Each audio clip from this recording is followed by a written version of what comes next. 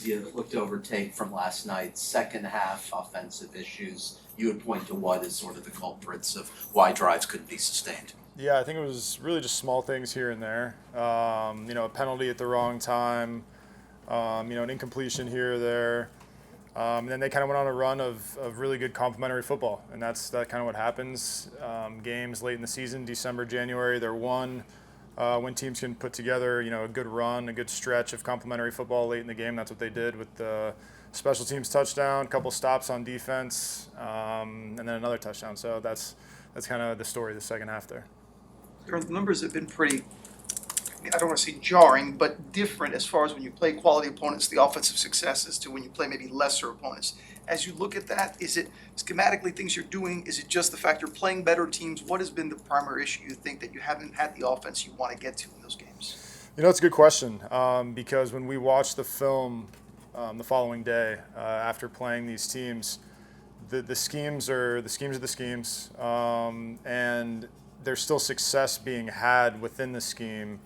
Like I kind of mentioned just a second ago, there's just a small thing here, a small thing there that stalls the drives, which obviously prevents us from getting points. So it's really just about cleaning everything up, small things, because it's not like when we play these teams where we're not scoring as much, they're just completely overpowering us. I think the scheme is still working. Execution is there for the most part, but then one small thing here, one small thing there, it adds up, and then that prevents you from scoring like we're used to. Durham, no touchdowns from tight ends all regular season. We know blocking is such a prerequisite for the tight ends in this offense, but does that eat at you at all? Just no touchdowns from the whole group this year.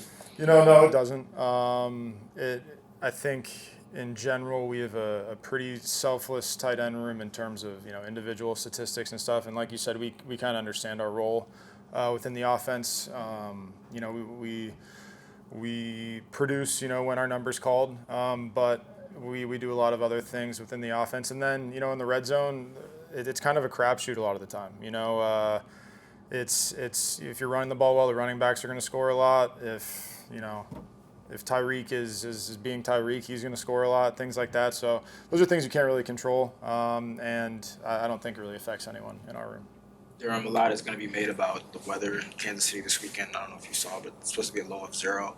I was curious, do you do anything differently to make sure you're ready? And as an offense, is that which of the elements, I guess, do you kind of prefer to least to play in? Yeah. It doesn't change anything. Maybe, an extra layer of clothing. But in terms of approach, unless it's, pouring down rain or crazy snow, temperature is going to be what it is. And I don't think you can really change anything from that standpoint. And, those games a lot of times are a lot of fun. Those are memorable games.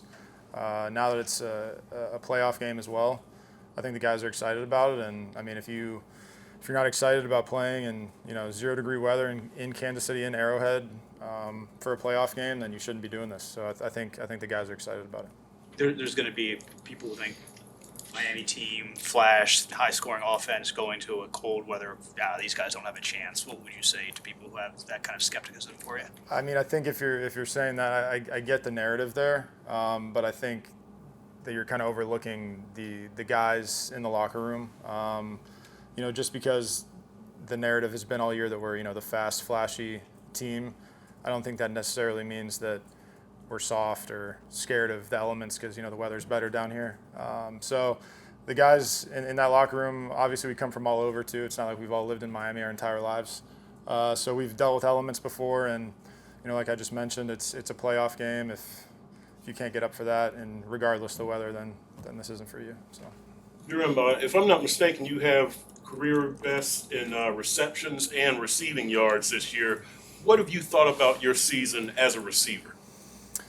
My approach this year has been the same as it's been the last 6 years. It's just try to make the play when your number's called, and obviously the role changes every year depending on the pieces that we have within the total offense. And when you have guys like we have on the edges, obviously they're going to get a lot of volume of the target share, which is absolutely necessary and warranted.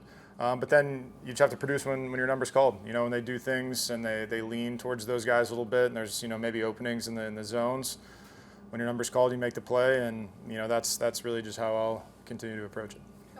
Was there sort of a concerted effort to get you the ball more as the season wore on, or was it just how the games dictated? Yeah, I think it was more of how the games kind of just flowed, and opportunities depended on what the defense was giving us. In the middle of the season, I was dealing with a good amount of injuries and was trying to survive to the best of my ability out there in terms of running routes and stuff. And it's been nice to get a little bit healthy towards the end of the year, and then like I said, it's kind of been dictated on what the defense is giving us in terms of receiving opportunities. How does the offense transform if Raheem and Jalen are able to play? I think those guys obviously bring an extra element to this offense. You can see through the production they've had this year, and they're two experienced guys who've played a lot of football, so that's always nice as well. And if we can get those guys back, obviously, two of the most dangerous weapons in the NFL, and you add those to the guys who I thought played really well yesterday in their place. I think that's a pretty strong effort for us.